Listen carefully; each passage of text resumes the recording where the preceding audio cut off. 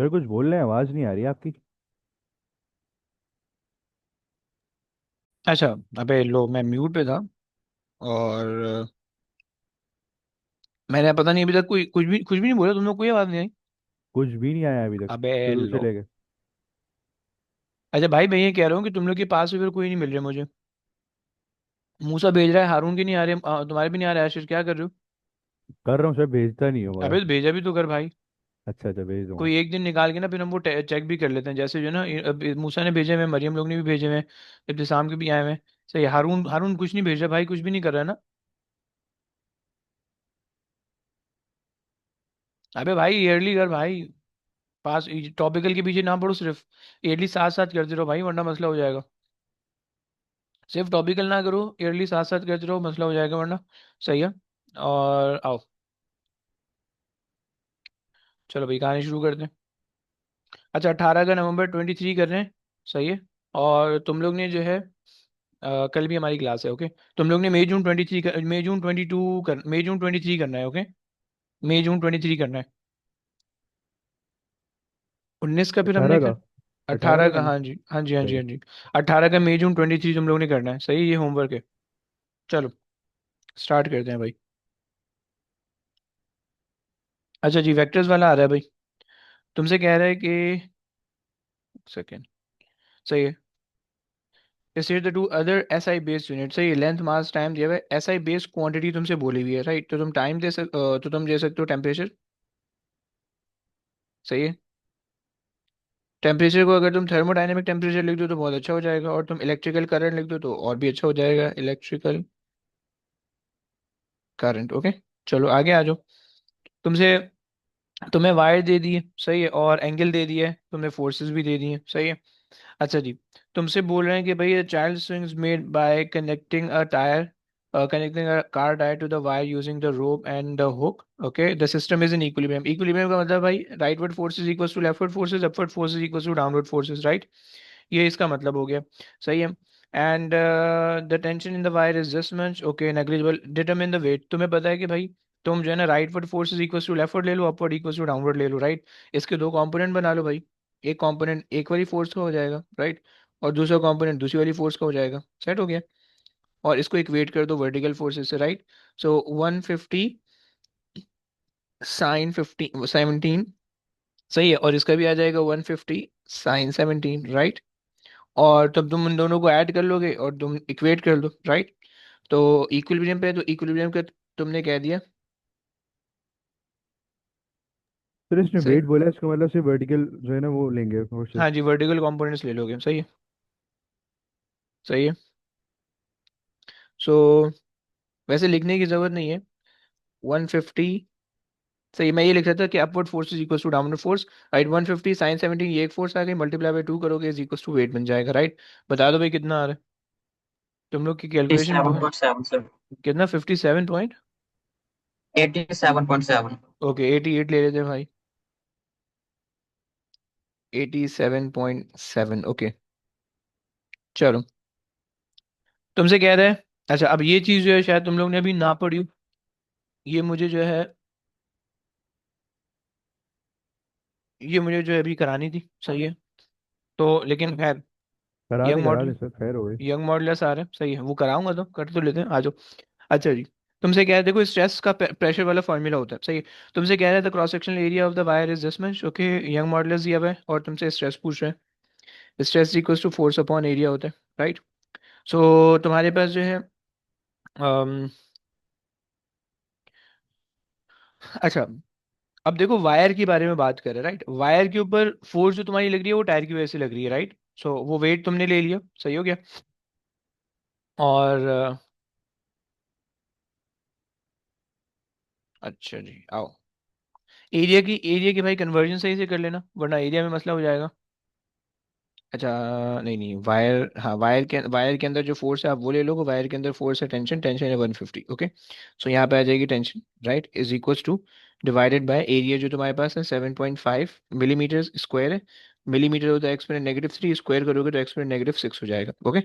तो ये तुम्हारे पास आ जाएगा, सही है। इसको कर लो भाई, कितना आता है। 150 divide by 7.5 exponent -6, okay. 2 exponent 7 आ रहा है, 2.0 एक्सपोनेंट 7। ओके भाई। अच्छा जी, स्ट्रेन तुमसे कह रहे हैं, सही है। एंड स्ट्रेन जो है, स्ट्रेन तुम्हारे पास क्या होता है, दो स्ट्रेन के दो फार्मूले होते हैं, सही है। Extension over the original length, सही है, एक फार्मूला। दूसरा फार्मूला तुम्हारे पास होता है कि, यार ये गंदे गंदे कैप्शंस क्यों खुले हुए। अ, अ, अ, अ,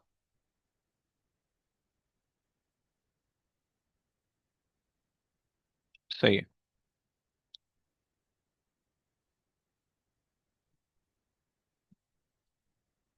ओके भाई। तो तुम्हारे पास आ रहा है extension over the original length, लेकिन ना तो एक्सटेंशन है ना तो ओरिजिनल लेंथ, राइट। दूसरा फार्मूला हम यूं इस्तेमाल कर सकते हैं कि हमारे पास जो है Young modulus is equal to stress over strain. Okay, सही हो गया। सो तुम्हारे पास जो स्ट्रेस आ रहा है वो तुम्हारे पास आ रहा है 2 एक्सपोनेंट 7, सही। स्ट्रेन तुमने निकालना है, यंग मॉडुलस तुम्हारे पास आ रहा है, यंग मॉडुलस तुम्हारे पास आ रहा है 2.1 एक्सपोनेंट 11, राइट। 2.1 एक्सपोनेंट 11 कितना आ जाएगा भाई, 1 पॉइंट समथिंग आ रहा होगा या 0.9 समथिंग आ रहा होगा, और एक्सपोनेंट -4 5 में से कुछ आ रहा होगा।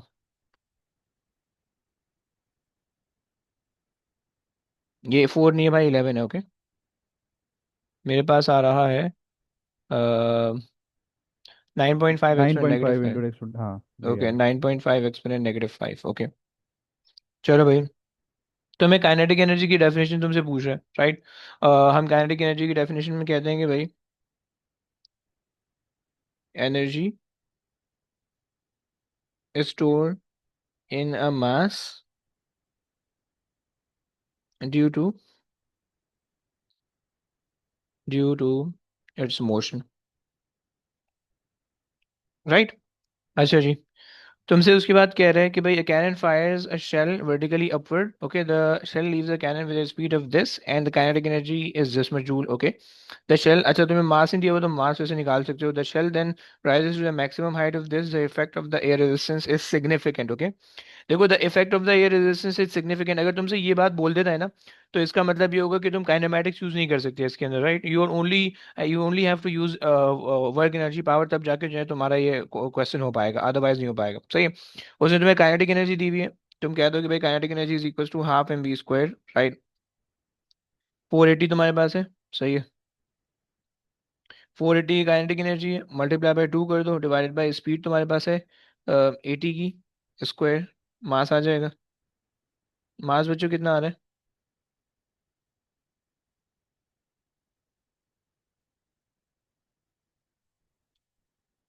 0.15 आ रहा है, ओके। तुमसे उसके बाद कह रहे हैं भाई कि for the movement of the shell from the cannon to its maximum height calculate the gain the gravitation. अच्छा, अब यहाँ से ना कुछ थोड़ी सी चीजें समझ लो पहले, सही। कॉन्सेप्ट समझ लो क्वेश्चन का, तुम्हें सारा कुछ समझ में आ जाएगा। देखो, बहुत इंपॉर्टेंट चीज़ है। देखो, तुमने जो है ना, तुम्हारे पास गोला बारूद था, तुमने ऊपर जो है ना लॉन्च कर दिया, सही। ये तुमने लॉन्च किया, ओके। इनिशियली ये इनिशियल पोजीशन है, राइट। दिस इज लेट ए, सही। ये मैक्सिमम हाइट है, ओके। ये ये हमारे पास जो है, this is the maximum height, okay. Let's say this is B, right. अच्छा, तुम्हें पता है कि ए पे जो तुम्हारे पास काइनेटिक एनर्जी है, that is the total energy, right. क्योंकि तुम्हारे पास ना फ्रिक्शन फोर्स है ना कुछ भी नहीं है, right. So this is equal to, kinetic energy is basically equal to the total energy, right. Okay. अच्छा, law of conservation of energy ये कहता है कि भाई ये जो टोटल एनर्जी है, ये टोटल एनर्जी हर पॉइंट पे जो है ना इक्वल होनी चाहिए, चाहे तुम ए पे हो, बी पे हो, मिडिल ऑफ द मोशन हो, कहीं पे भी हो, right. And B maximum height वाला मोशन, यानी ये मैक्सिमम हाइट पे या तो सारी की सारी एनर्जी ग्रेविटेशनल पोटेंशियल में कन्वर्ट हो जाती, राइट। लेकिन चूंकि एयर रेजिस्टेंस सिग्निफिकेंट है, तो कुछ ना कुछ इसमें से लॉस हुआ होगा, राइट। सो कुछ कम इसके अंदर से चेंज हुआ होगा, राइट। समझ रहे हो भाई, कॉन्सेप्ट समझ रहे हो बच्चों, हाँ ना बोलो प्लीज, थम्स अप दे दो। अच्छा जी, अब उसके बाद जो है तुम्हारे पास, तुमसे कह रहा है gain in gravitational potential energy, सही। गेन के लिए तुम फॉर्मूला सही से लिखोगे, okay. Gain in GPE is equal to M G, change in H लिखना, ओके। क्योंकि गेन बोल रहा है 0.5 इंटू 9.81, सही, इंटू एच 210, कितना आ रहा है भाई।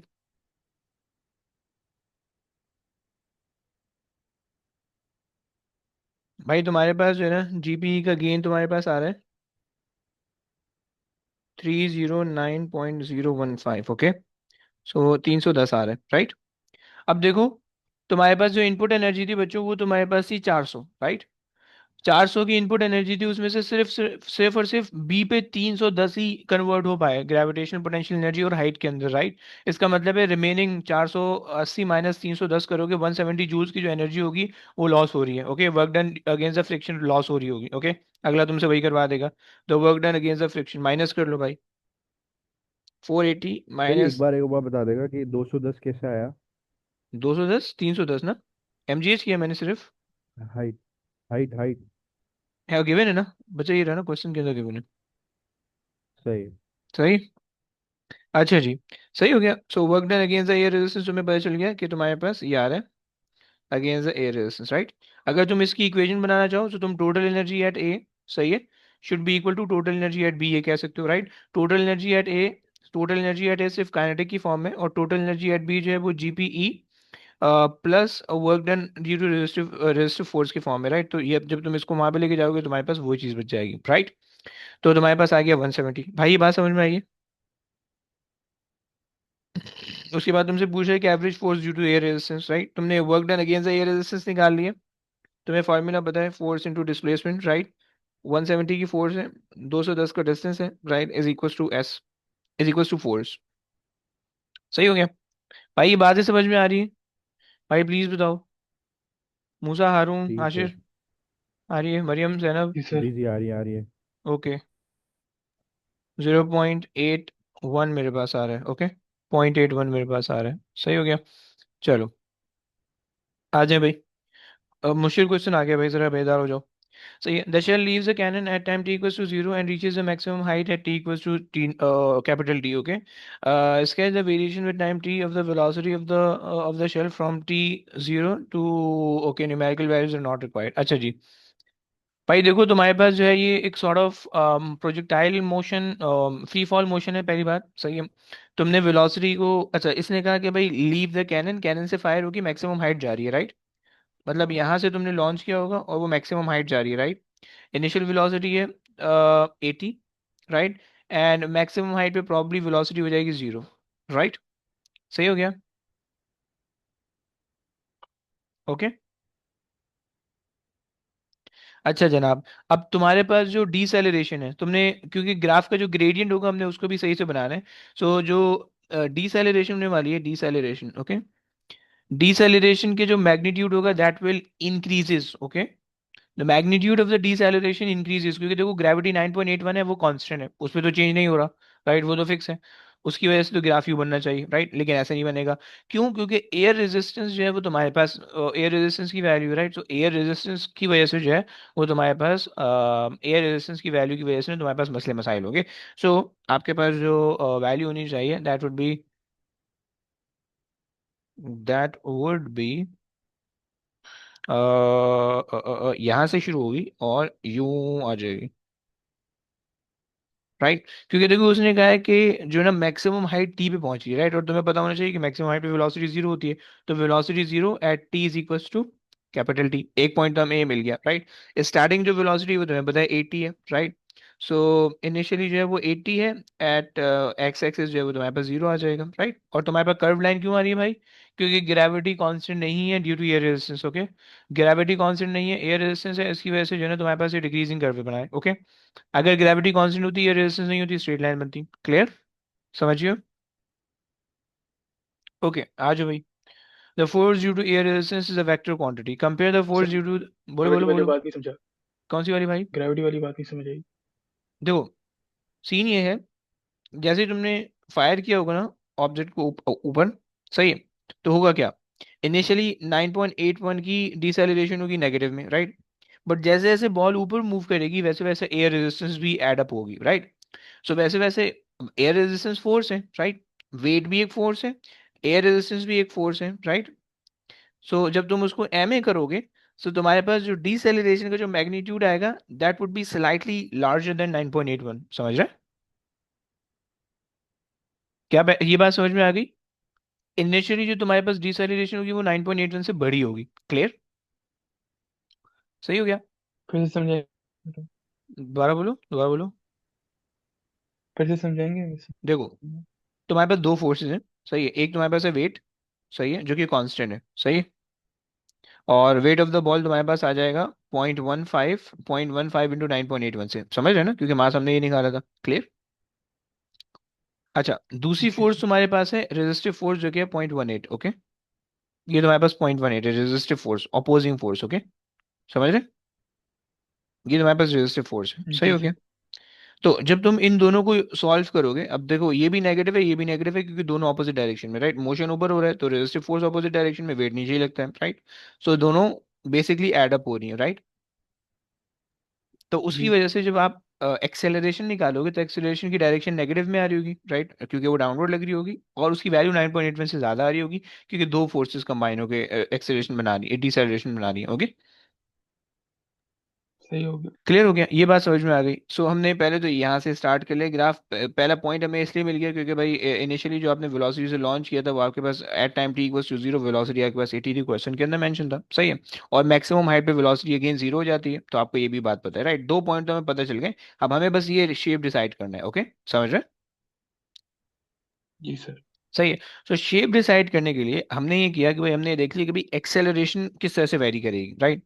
सो जैसे जैसे बॉल ऊपर जाएगी तो देखो 9.81 तो अपनी जगह कांस्टेंट रहेगी एक्सेलरेशन, बट साथ में जो रेजिस्टिव फोर्स की वजह से जो एक्सेलरेशन एडअप हो रही है, डिसेलरेशन बेसिकली एडअप हो रही है, वो डिक्रीज हो रही होगी, राइट।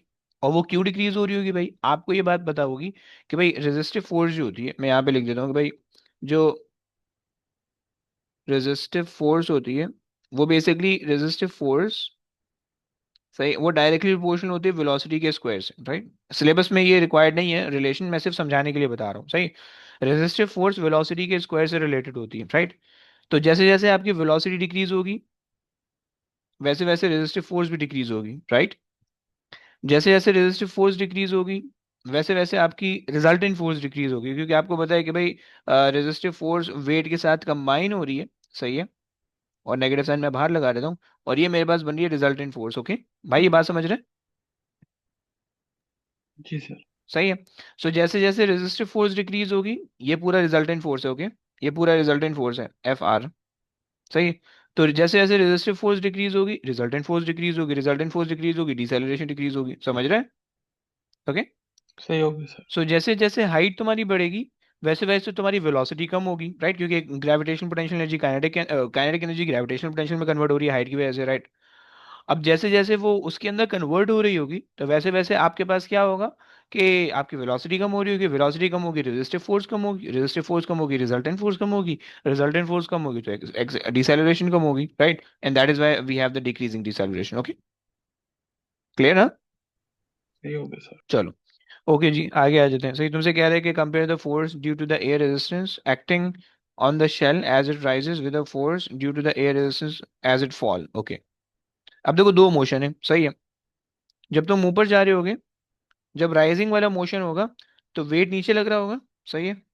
और रेजिस्टिव फोर्सेस भी नीचे लग रही होंगी, right. This is the resistive forces, okay. Okay, and this is the weight, सही है। और मोशन आपका है ऊपर को, राइट, डबल हेडेड एरो मेरा मोशन को शो कर रहा है, ओके। और फिर जब तुम्हारा मोशन नीचे को है, जब आपका मोशन नीचे को है, सही है। अबे जब आपका मोशन नीचे अबे यार क्या बन रहा है यार, ओके, जब आपका मोशन नीचे को है भाई, तो आपके पास क्या हो रहा है कि वेट तो नीचे ही लग रहा है, राइट। लेकिन अब जो रेजिस्टिव फोर्स है वो अपोजिट टू द डायरेक्शन लग रही है, राइट। सही हो गया। और ये वेट है, राइट। सो पहले वाले केस के अंदर तुम्हारे पास रिजल्टेंट फोर्स ज्यादा आएगी, राइट। दूसरे वाले केस के अंदर रिजल्टेंट फोर्स कम आएगी, ऐसे ही ना। यहाँ से हमें ग्रेटर रिजल्टेंट फोर्स मिलेगी, ग्रेटर रिजल्टेंट, ओके। यहाँ से हमें लेसर रिजल्टेंट मिलेगी, ओके। अच्छा जी, अब जब ग्रेटर रिजल्टेंट होगी तो हमारे पास ग्रेटर डिसेलरेशन होगी, सही है। ग्रेटर डिसेलरेशन, सही है। और यहाँ पे हमारे पास चूंकि लेसर रिजल्टेंट फोर्स है lesser acceleration, right. Lesser acceleration. Okay, खैर, अब आ जाओ वापसी क्वेश्चन पे। तुमसे कह रहा है कि due to compare the force due to the air resistance acting on the shell as it rise with the force due to the air resistance as it falls, right. तो जब आपका ऑब्जेक्ट ऊपर जा रहा होगा, सो तुम्हारी वेलोसिटी डिक्रीज होगी, right, air resistance decrease होगी। जब ऑब्जेक्ट नीचे आ रहा होगा, वेलोसिटी इंक्रीज होगी और रेजिस्टिव फोर्सेस इंक्रीज होंगी, राइट। ये बात समझ में आ रही है भाई? जी सर। एक्सेलरेशन भी बता दी है मैंने, फोर्सेस भी बता दी है मैंने, वेलोसिटी भी बता दी है, तीनों चीजें बता दी। कोई भी चीज पूछेगा तो मैं आना चाहिए, राइट, और डायरेक्शन ऑपोजिट होगी वो भी बता दी है, right. So as the sphere rises, the resistive force will be downward, right, and its magnitude decreases as the velocity decreases। Okay, पहली बात हो गई, सही। दूसरी बात, when it falls downward, okay, यार पता नहीं क्या स्पेलिंग आई है, सही है। when it fall, the resistive force will be upward, upward, okay, and its magnitude increases as the magnitude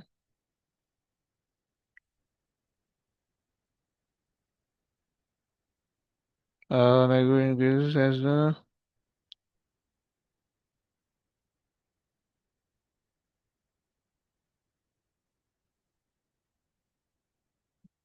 okay,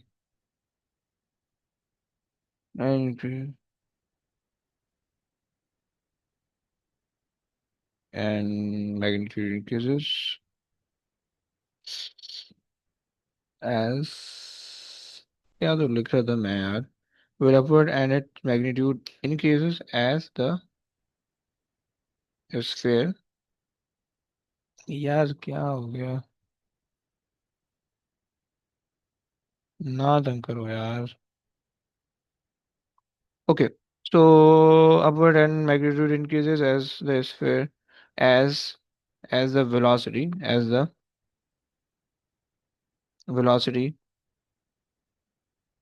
increases, right। दो बातें हो गई, सही। वेलोसिटी इंक्रीज होगी जैसे आपका ऑब्जेक्ट नीचे आएगा, डिक्रीज होगी जैसे ऑब्जेक्ट ऊपर जाएगा। रेजिस्टिव फोर्स वेलोसिटी पे डिपेंड करती है, तो रेजिस्टिव फोर्स डिक्रीज होगी जब ऊपर जाएगा ऑब्जेक्ट, इंक्रीज होगी जब नीचे आएगा, क्योंकि वेलोसिटी इंक्रीज और डिक्रीज हो रही है, राइट। और डायरेक्शन आपने उसी हिसाब से बतानी है, सही हो गया। अच्छा जी,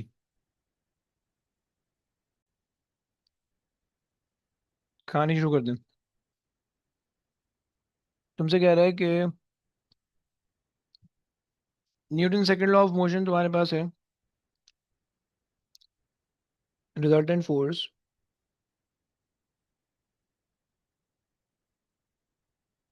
is equal to the rate of change of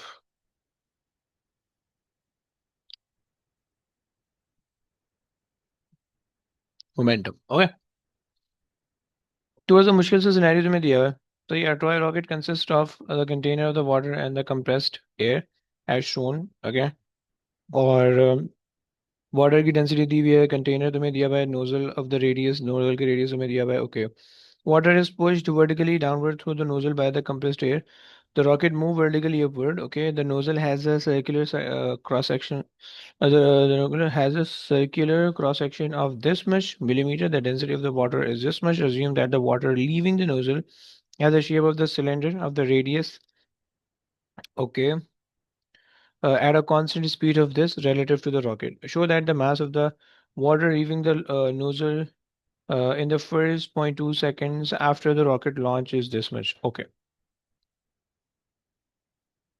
तुमसे भाई तुमसे ये कह रहा है कि भाई वाटर जो है वो सिलेंडर की फॉर्म में जो है ना वो निकल रहा है, राइट, इजेक्ट हो रहा है और लाइक दिस. सही हो गया, ये वाटर जो है ना, this is how the water leaving. Okay, तुम्हारे पास this is the water leaving. Okay,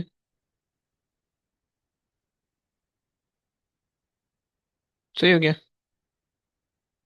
so if we try, यार कॉल ना करा करो यार.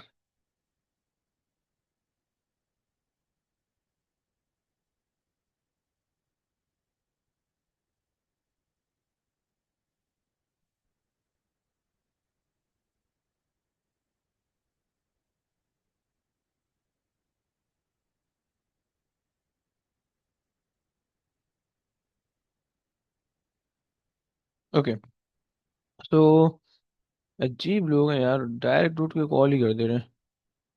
अच्छा, अब तुम्हारे पास जो है डेंसिटी इज इक्वल टू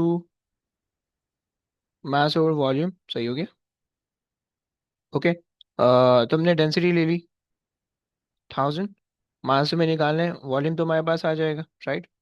तुम्हें ये वाली हाइट चाहिए होगी.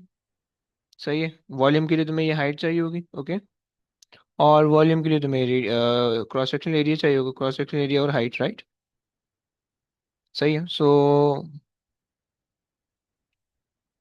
Volume is equal to 2 pi r N N H, right. ये तुम्हारे पास फॉर्मूला हो जाएगा. सही है. अच्छा जी, ये एक बात हो गई. अब तुम्हारे पास एच निकालना है. देखो उसने कहा है कांस्टेंट स्पीड से लीव कर रहा है. सही हो गया. और टाइम भी दिया हुआ है, तो यहाँ से लेंथ आ जाएगी. सही है. सो तुमने कहा कि भाई speed times time is equal to H, right. Speed तुम्हारे पास है 13 इंटू 0.2, तुम्हारे पास आ गई यहाँ से एच. ओके, सही हो गया ना, क्योंकि कांस्टेंट स्पीड से निकल रहे हैं, सो ऐसे हमने इसको एच ले लिया. सही है. सो मेरे पास यहाँ से आ जाएगा 13 into 0.2, so that give me 2.6. सही है. सो एच मेरे पास आ गया 2.6, right. And then 2 pi R मेरे पास आ जाएगा, उसने 7.55 दिया हुआ है, 7.5 एक्सपोनेंट -3 दिया हुआ है. ओके, सो 2 पाई आर कहाँ से होगा, पाई आर स्क्वायर एच होना चाहिए, pi R square H. Okay, गलत हो गया, sorry. Pi R square H. Cross sectional area into height होता है volume, right. So pi R square H ये तुम्हारे पास हो गया वॉल्यूम, राइट. अच्छा जनाब, वॉल्यूम अगर तुम निकाल लोगे भाई, तो तुम्हारे पास बन जाएगा पाई आर, तुम्हारे पास है 7.5 एक्सपोनेंट -3 का होल स्क्वायर इंटू एच 2.6 है, right. So I am getting the volume. बोलिए भाई. वॉल्यूम मल्टीप्लाई टाइम से हाइट कैसे निकल रही है? वॉल्यूम मल्टीप्लाई बाय, ओए, टाइम से हाइट कैसे निकल रही अबे है? ओए कद्दू, वेलोसिटी है. Velocity is equal to uh distance uh upon time. Okay. ये स्पीड ले लो इसको. सही है, समझ गए. जी। ऐसा बन मत मार यार. Speed is equal to distance upon time. Okay, अच्छा जनाब. सो 4.59 एक्सपोनेंट -4, ये मेरे पास वॉल्यूम आ रहा है. अगर मैं इस वॉल्यूम को यहाँ पे रख दूँ, सही है, सो मेरे पास मास आ जाएगा, राइट. सो मास निकालने के लिए हम कर लेते हैं 1000 इंटू 4.59 एक्सपोनेंट -4, राइट. सो ये तुम्हारे पास आ जाएगा, मास निकाल दो भाई कितना आ रहा है.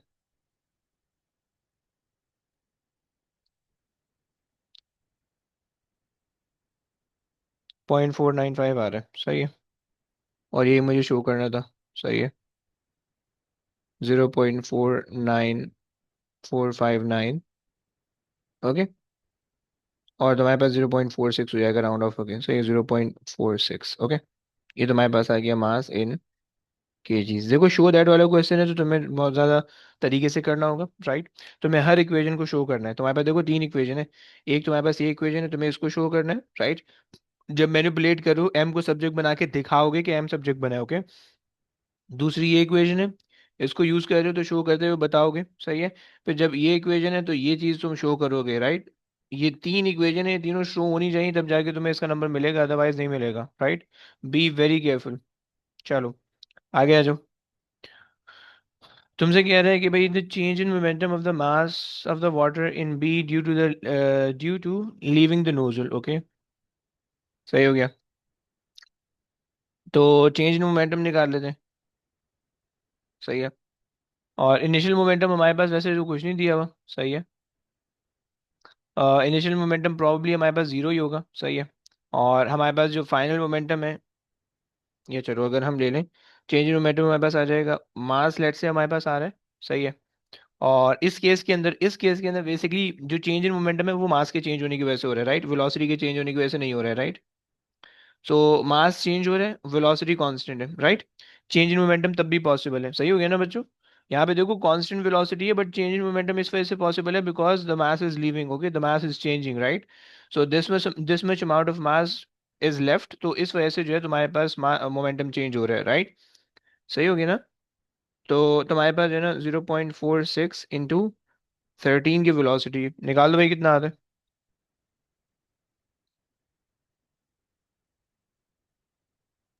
5.96 5.98। ओके, तो 5.9 या फिर 6.0 ले लो, सही, या फिर 5.98 ले लो, या चलो 6.0 ले लेते हैं।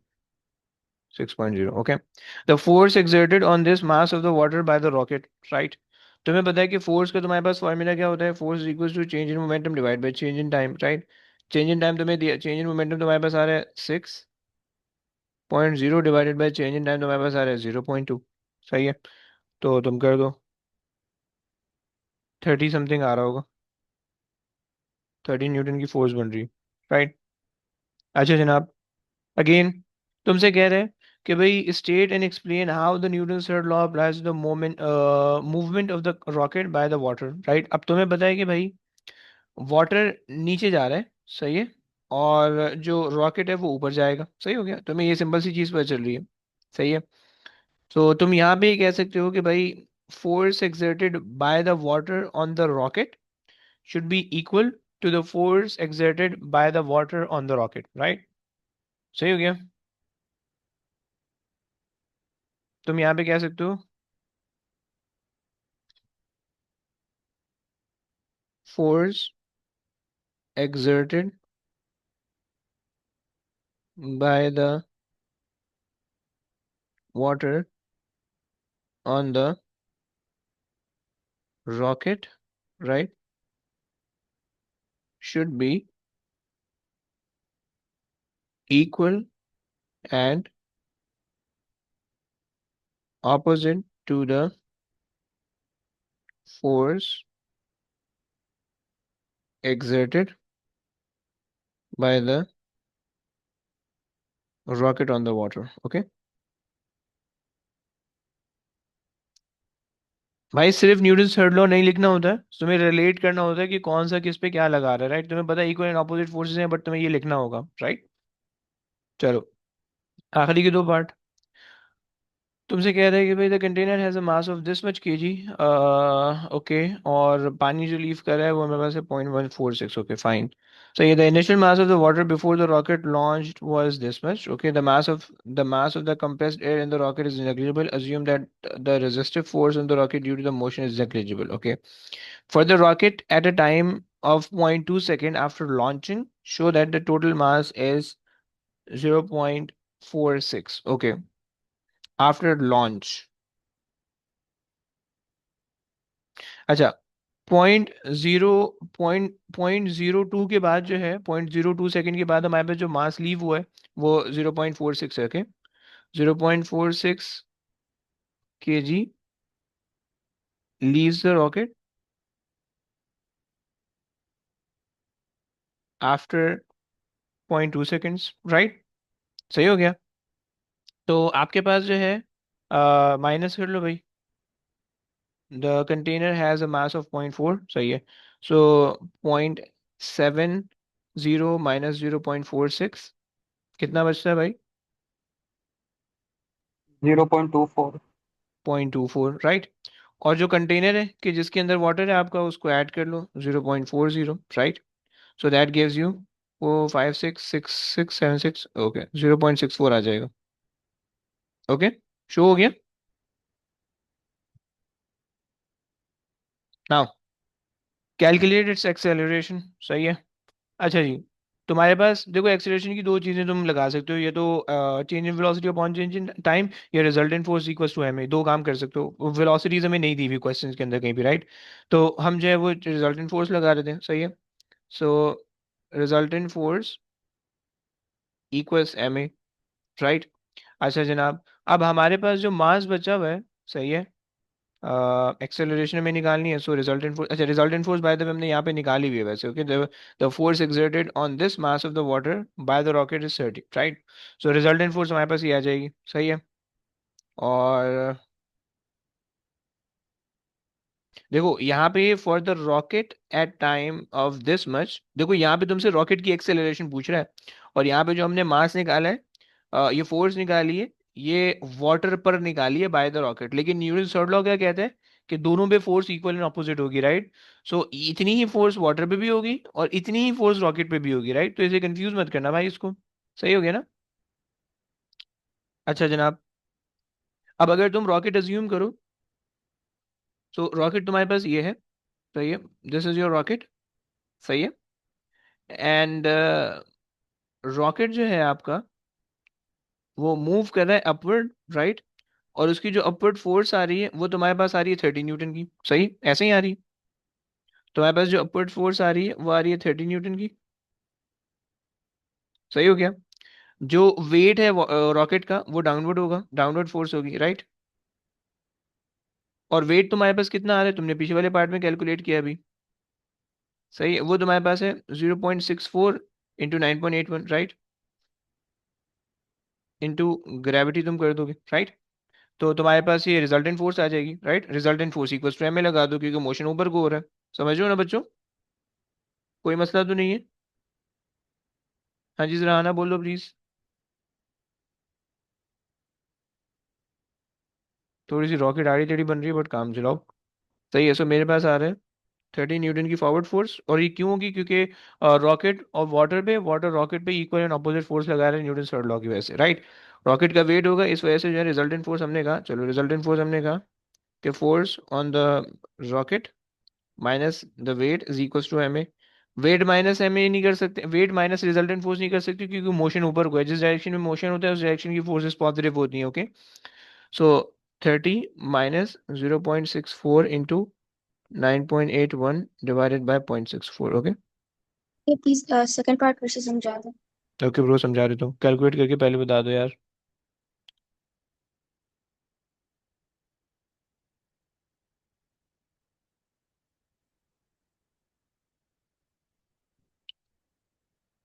हाँ भाई, 37 सर। 37 बच्चे बता रहे हो।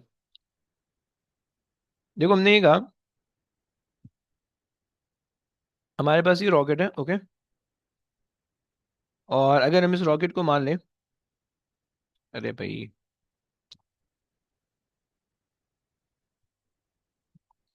हम्म, ये आ गया हमारा रॉकेट, सही है। ये हमने ले लिया रॉकेट इधर, ओके,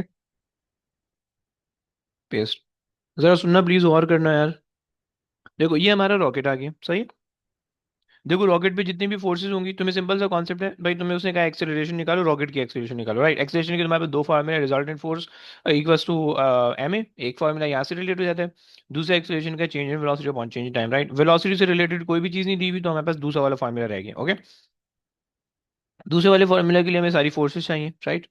अब जो रॉकेट है आपका, अच्छा उसने बाय द वे कहा हुआ है at time T equals to 0.02 second, right.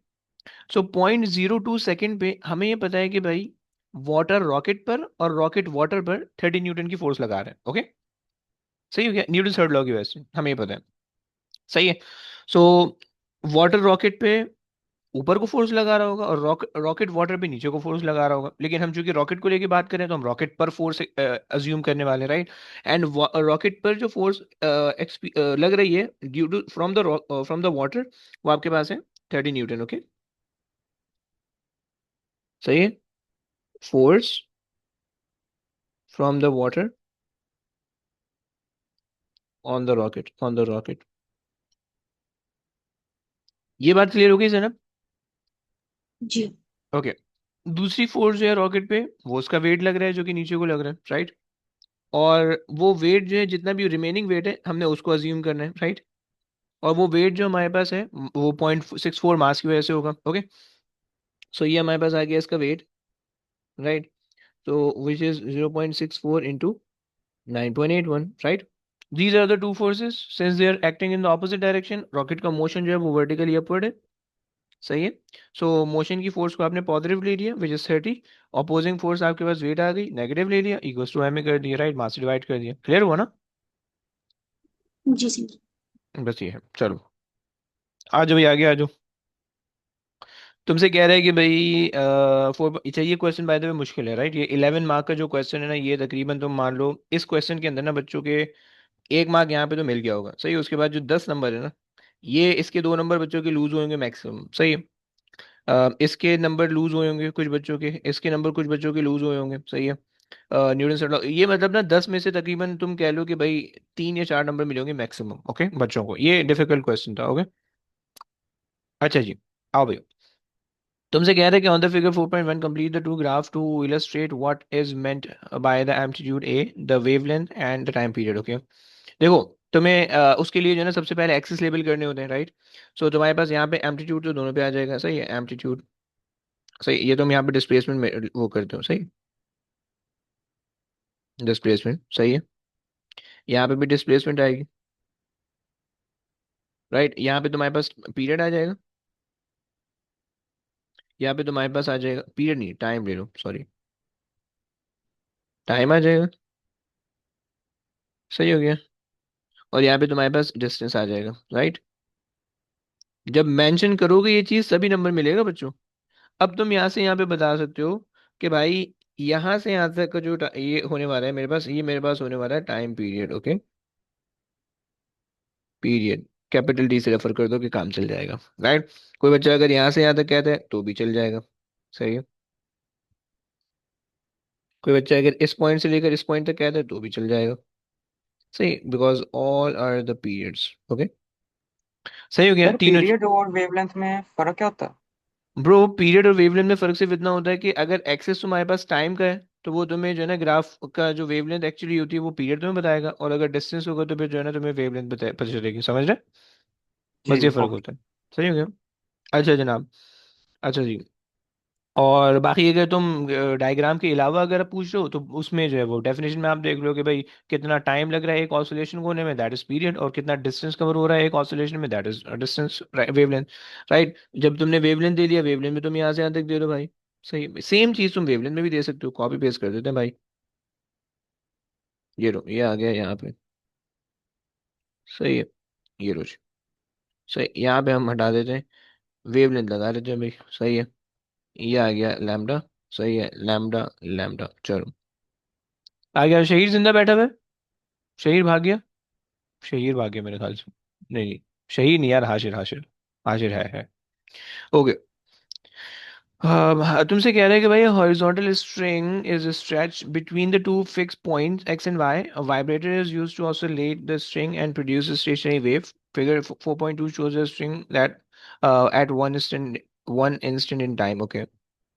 ये स्टेशनरी तो वेव जो वही है मेरी, जो अभी हमने किया था वही वैसे। वही क्वेश्चन है ना। हाँ। हम्म, बेहतरीन हो गया, आ जाओ कर लेते हैं इस एक्सप्लेन। पहले तुमसे, अच्छा तुमसे ये कह रहे हैं कि भाई स्ट्रिंग की स्पीड तुम्हें बता दी है, राइट, और तुम्हें पीरियड बता दी। मैंने तुम लोगों को कहा था कि 23, अच्छा नहीं, खैर अपनी अपनी होशियारी कर रहे हो तुम, ओके खैर। तो एक्सप्लेन हाउ द ये स्टेशनरी टॉपिकल में वेव, था सर, टॉपिकल में अच्छा था। अच्छा, ओके ओके। हाँ। Explain how the stationary wave is formed on the string, okay. Stationary wave की फॉर्मेशन तुम्हें पता है कि भाई तुम्हारे पास जो है ना दो वेव होनी चाहिए, सही है।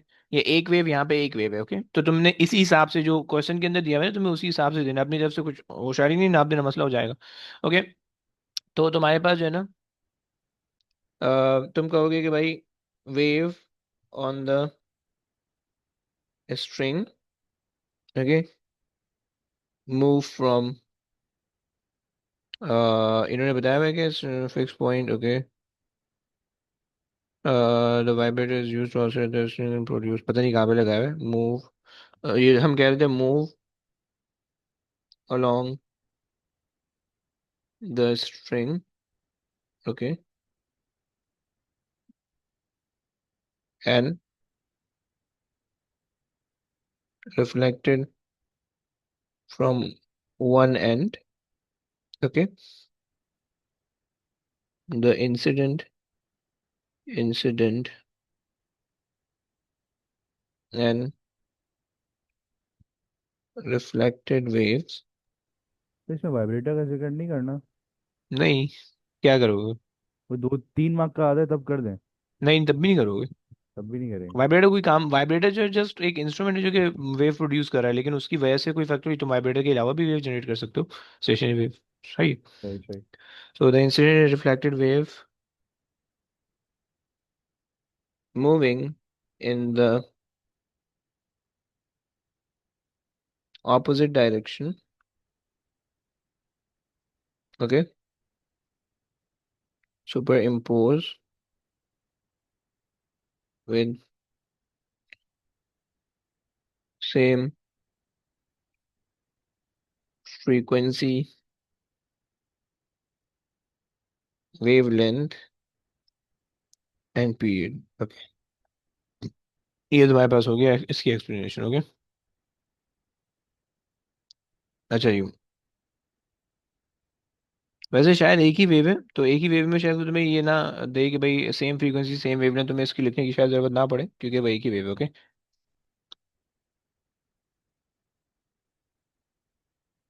बट खैर आ जाओ। अब तुमसे कह रहे हैं कि the particle on the string oscillate with an amplitude of this much and at the zero displacement, calculate the displacement of the particle at t equals to 100 millisecond, okay।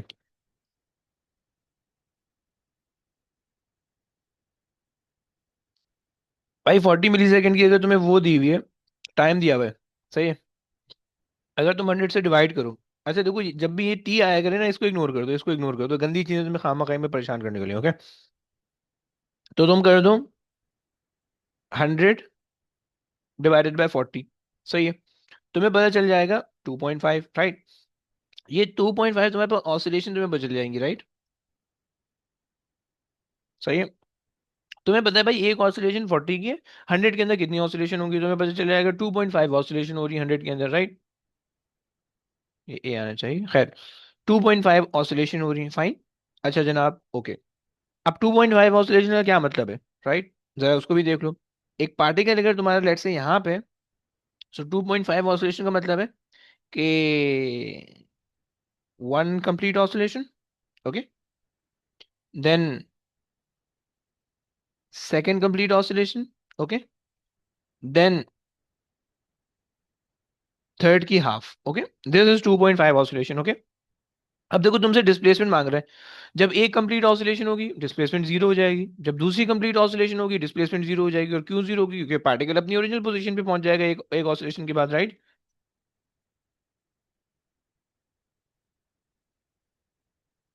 तो ना तो तुम्हें इसका इफेक्ट दिखेगा, ना तो तुम्हें इसका इफेक्ट दिखेगा, तो पीछे क्या बच गई, पीछे तुम्हारे पास सिर्फ ये एक ऑसिलेशन बच गई, आधी ऑसिलेशन बच गई, सही। अब इस आधी ऑसिलेशन पे कहानी कर लेते हैं, राइट, इसको हटा देते हैं पहले। अब देखो उसने एम्पलीट्यूड कहा कितना, 13 का, सही, एम्पलीट्यूड 13 का कहा, 13 बोले तो कि ब्रो यहाँ से यहाँ तक जो है ना तुम्हें 13 लग रहा है, राइट, और तुम इतना ही आगे चले जाओगे तो 26 लग जाएगा, राइट। सो चूंकि डिस्प्लेसमेंट यहाँ तक की है, सही है, क्योंकि डिस्प्लेसमेंट जो है वो यहाँ तक की है, तो इस वजह से तुम्हारी डिस्प्लेसमेंट हो जाएगी 26, राइट। हाँ, अगर तुम वापसी ऊपर जाते यहाँ तक आ जाते लेट से, तो 26 में से अब 13 खत्म हो जाती तो 13 रह जाती, राइट। और अगर तुम वापसी जीरो पे आ जाते तो तुम्हारे पास जीरो डिस्प्लेसमेंट होती, राइट। अगर लेट से तुम यहाँ से यहाँ पे आए हो तो 13 डिस्प्लेसमेंट, राइट, यहाँ से यहाँ पे आओ तो 13 × 2, क्योंकि दो दफा हुई है, और फिर वापसी यहाँ पे जाओगे तो 13 माइनस 26 माइनस 13 तो 13, राइट। और अगर फिर वापसी ऊपर जाओगे तो जीरो हो जाएगी, राइट, 26 - 26 कर दोगे, राइट। सो हमें यहाँ पर चल गया कि भाई ये 26 आ रहा है, ओके, सही है। या तुम ये कह दो कि एम्पलीट्यूड मैक्सिमम डिस्प्लेसमेंट जो है वो 2 दफा कवर हुई है।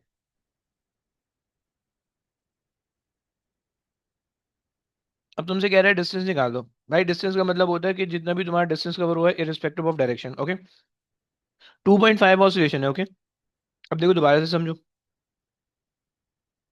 मतलब ये है कि बच्चों, पहली पहली ऑसिलेशन, ओके, तो एक पार्टिकल पहले यहां से यूं आया होगा, सही है, 13, फिर नीचे आया होगा 26, फिर वापसी ऊपर गया होगा 39, फिर वापसी ऊपर गया होगा 52। ओके, एक ऑसिलेशन के अंदर एक पार्टिकल ने अपने मैक्सिमम से मीन, मीन और मीन से मैक्सिमम, मैक्सिमम से मीन 4 दफा कवर किए। ओके, तो और एक दफा मैक्सिमम से मीन जो है वो 13 का है, 4 से मल्टीप्लाई करोगे तो 52 आ जाएगा, राइट। एक ऑसिलेशन के अंदर एक पार्टिकल जो डिस्टेंस कवर कर रहा है यहां से यहां तक वो है 52, राइट। और हमारे पास इस जैसी ऑसिलेशन 2.5 है, so just multiply that bye 2.5, right. तो हमें आ जाएगा। सही हो गया। सो यहाँ पे distance in one oscillation, oscillation वो तुम्हारे पास है 52 millimetres, right. And distance in 2.5 oscillation वो तुम्हारे पास आ जाएगी, 130। ओके भाई, ओके, तो 130, राइट। चलो, determine the frequency, 1 over time period कर दो। डायरेक्ट मत कर देना बच्चों, अल्लाह के वास्ते, पहले फॉर्मूला लिख देना फिर उसके बाद कर देना। ओके, ऑल्दो इसमें शायद फॉर्मूला लिखने का नंबर ना मिले, but be on the safe side. Okay, कितना आ रहा है भाई? 250, 25, 250, 2500, -2 25 आ जाएगा। Okay, horizontal distance between X and Y. Okay, देख लो भाई, हॉरिजॉन्टल डिस्टेंस देख लो तुम्हारे पास। अबे यार, एक तो ना ये खत्म ही नहीं होते हैं पेपर यार। अच्छा जी, अब देखो सीन ये है कि तुम्हारे पास जो है ना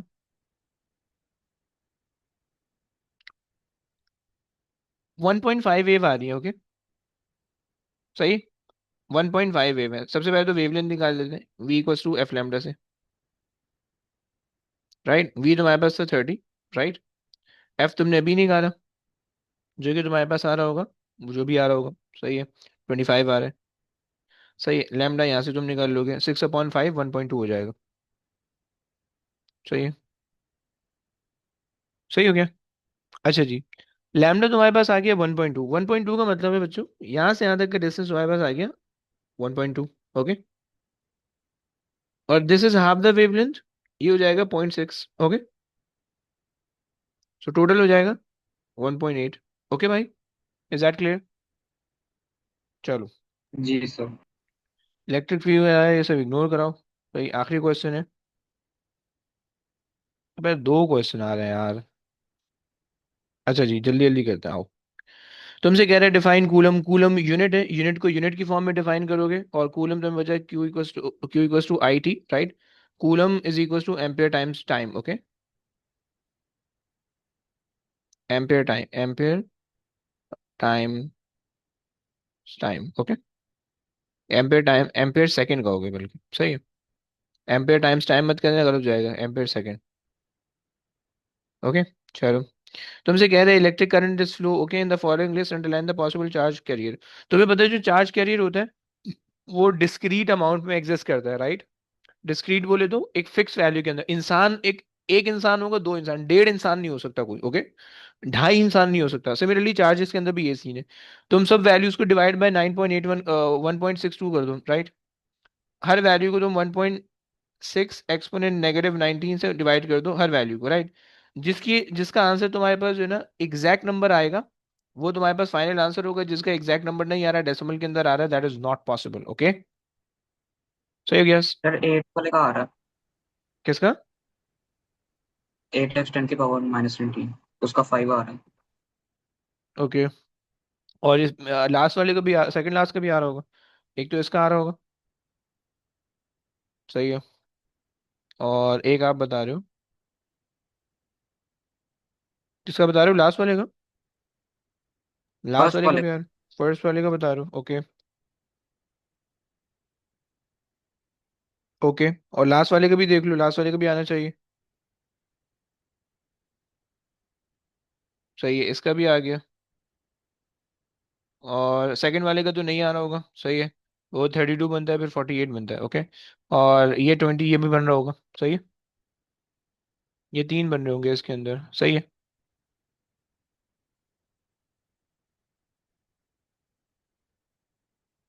ब्रो वेव्स का था।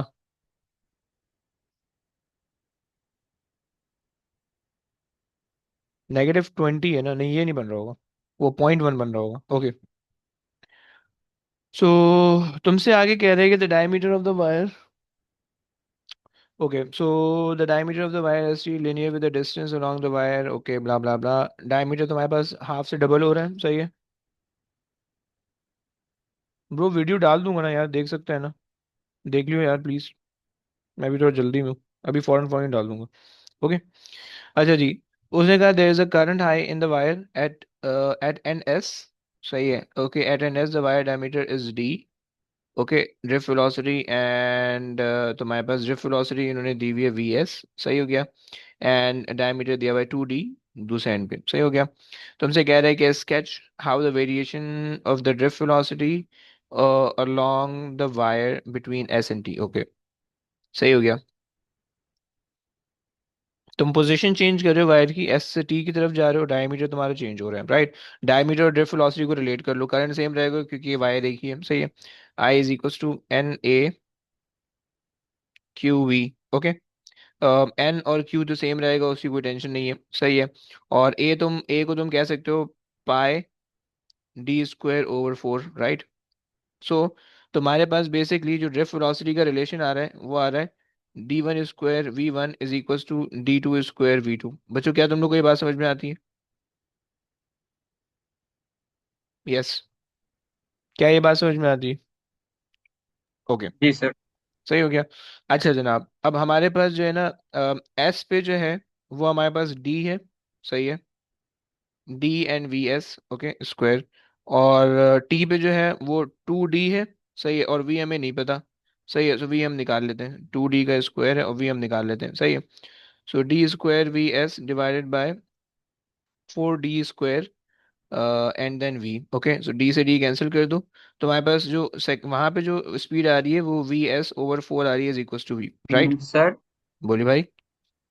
2d स्क्वायर जो था वो नीचे जाके 4d स्क्वायर कैसे हुआ? अबे और ओए, मतलब 4 हुआ तो उसके ऊपर डी कैसे रहा? क्या क्या दोबारा बोलियो, अबे 2d होल पे स्क्वायर है, सही है, तो 2 का ओ स्क्वायर ओ 4 हो ओ गया, डी यस का यस यस। स्क्वायर डी हो गया, डी स्क्वायर हो गया, सही है, तो अभी दोनों हो समझ। जा रहे हैं, सही है। अच्छा जनाब, अब देखो एस पे जब तुम हो, तो एस पे तुम्हारे पास जो वेलोसिटी है वो 1 की है, 1 वी एस है, राइट, तो तुमने यहाँ पे पॉइंट लगा दिया, सही हो गया। और टी पे जब तुम हो, तो तुम्हारे पास जो वेलोसिटी है वी एस ओवर 4 है, वी एस ओवर 4 बोले तो भाई तुम्हारे पास जो है ना ये वो आ रही होगी, क्या बोलते हैं, 0.25, ओके। ये आ गया तुम्हारे पास ये पॉइंट, सही है। अब भाई शेप कैसा होगा, कोई मुझे शेप प्रेडिक्ट कर सकता है? एनीबडी शेप प्रेडिक्ट कर सकते हो भाई? सर कर्व होगा, क्यों भाई? और क्योंकि वो कर ग्रेजुअली इंक्रीज हो रही है। ये कैसे पता चल रहा है भाई ग्रेजुअली इंक्रीज हो रही है? उसकी शेप इस तरह की उस चीज के ऊपर जो भी है। अबे अबे ऐसे तुक्के लगाई जा रहा है ना? हैं? नहीं, सही बता सही रहे हो, सही बता सही रहे हो, लेकिन देखो आप उससे कह नहीं सकते, ऑल्दो शेप से नहीं कह सकते, सही है। आप जो है ना वो फार्मूला को रिलेट कर लो ना, क्योंकि वेलोसिटी और वेलोसिटी और डी जो है वो इन्वर्सली रिलेट हो रहा है, सही, इन्वर्स स्क्वायर रिलेशन है, तो इस वजह से कर्व आ रहा है, राइट। सही हो गया, समझ रहे हो आप? जी। और वेलोसिटी आगे जाके जो है डिक्रीज हो रही है और पीछे वेलोसिटी मैक्सिमम है, राइट, तो इस वजह से हमारे पास डिक्रीजिंग कर्व मेरे पास बना हुआ है, ओके। सही हो गया, तो ये मेरे ओके। पास इसका शेप बन रहा है, सही हो गया। सो स्क्वायर की वजह से हमने जहां पे भी कहीं पे स्क्वायर आएगा ना रिलेशन के अंदर, तो वाई एक्सेस और एक्स एक्सेस के बीच में स्क्वायर का रिलेशन आएगा, तो वो जो है आपके पास इस तरह से कर्व बना करेगा, सही है। आ जाओ भाई लास्ट क्वेश्चन। तुमसे कह रहा है कि किरचॉफ का लॉ निकाल दो, फर्स्ट लॉ क्या, तो फर्स्ट लॉ तुम्हारे पास करंट लॉ होता है, राइट। तुम कह सकते हो कि भाई sum of the current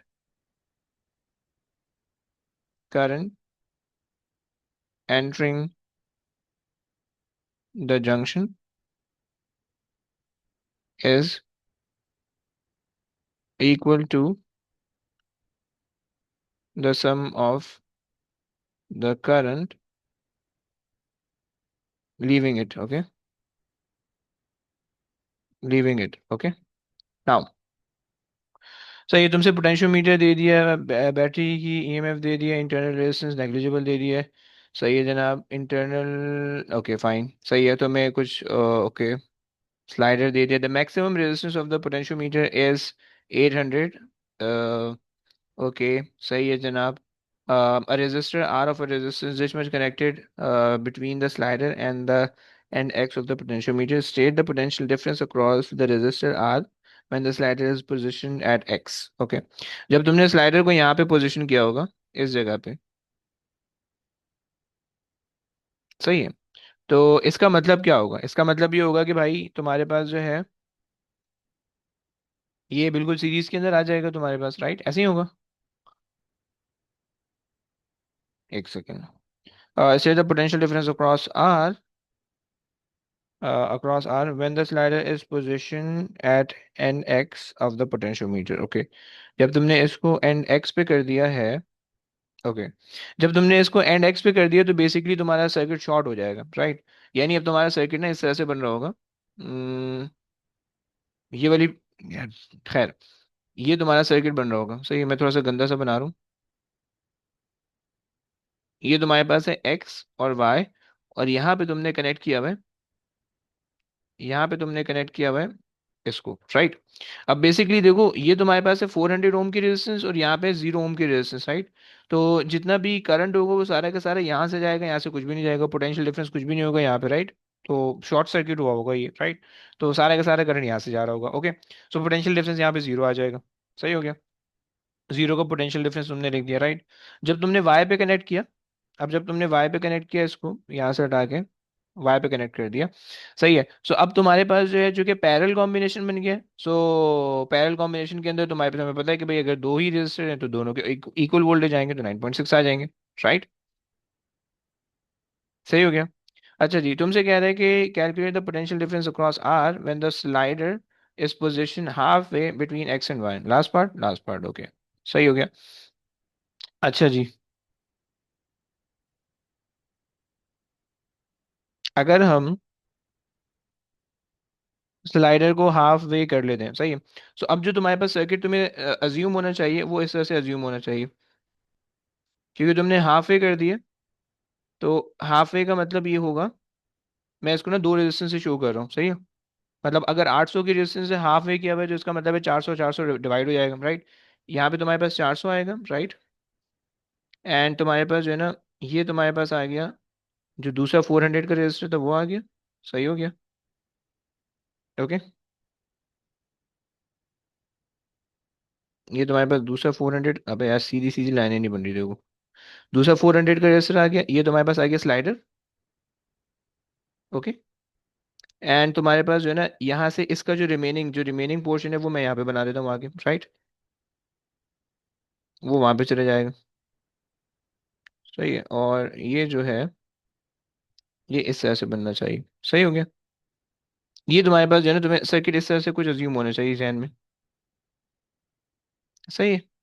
so अब ये 400 हो गया, ये भी 400 हो गया, क्योंकि तुमने इसको जो है ना, ये एक्स है, ये वाई है, और तुमने इसको मिडवे पे कनेक्ट किया हुआ है, मिडवे, ओके। सो एक्स और वाई के बिटवीन तुमने कनेक्ट किया हुआ है, दिस इज ऑल्सो 400, राइट? अब देखो, तुम्हारे पास पैरेलल कॉम्बिनेशन आ गया, वो सीरीज के अंदर है, सही है। तुमसे कह रहे हैं कि calculate the potential difference across R, right, when the slider is half way, right? अब आर तुम्हारे पास ये है, राइट? सही हो गया। तो पहले तो भाई मैं इनको इंसान बना देता हूँ, राइट? सो मैं इनको कर लेता हूँ 1/400, right, plus 1/400, right, is equals to 1/r total, right? So 2/400 and 200 आ जाएगी, राइट? आर टोटल मेरे पास आ जाएगी 200, राइट? सो बेसिकली इनका पैरेलल कॉम्बिनेशन मेरे पास आ गया 200, राइट? यानी अब जो है, ये मुझे जो दिख रहा होगा वो मुझे दिख रहा होगा जस्ट इस तरह से, सही है। ये मेरे पास जो है एक्स और आर पैरेलल है, राइट? पैरेलल का सिंबल ये होता है। जैसे परपेंडिकुलर का सिंबल ये होता है, पैरेलल का सिंबल इस तरह से होता है, और इनकी जो वैल्यू आ रही है मेरे पास आ रही है 200, राइट। अच्छा जी, अब उसने कहा कि पोटेंशियल डिफरेंस निकाल दो अक्रॉस अक्रॉस आर, जहाँ पे जितना आर का होगा उतना ही एक्स का होगा, क्योंकि दोनों जो है ना वो उसके अंदर कनेक्टेड है, सीरीज के अंदर, पैरेलल के अंदर कनेक्टेड है, राइट। सो हम यहाँ पे पोटेंशियल डिवाइडर लगा देते हैं, सही है। पोटेंशियल डिवाइडर जब हमने लगाया, सो 200 के अक्रॉस हम काम करें, डिवाइडेड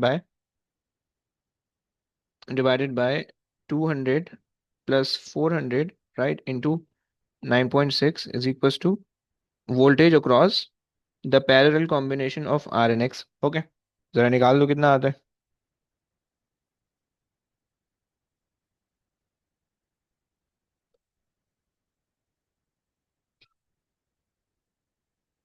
3.2। 3.2 बन गया, ओके। सो ये तुम्हारे पास आ गया 3.2, ओके।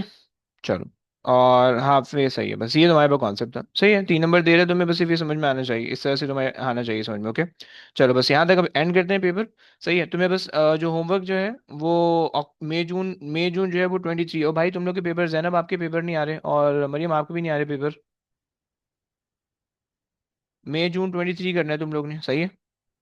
कल शायद मैं पेपर ना कराऊं, कल मैं तुम लोग के पेपर चेक करूंगा बैठ के, ओके, क्लास में ही, जो टेस्ट वाले वो नहीं, जो तुम लोग ने भेजे में वो वाले, ओके।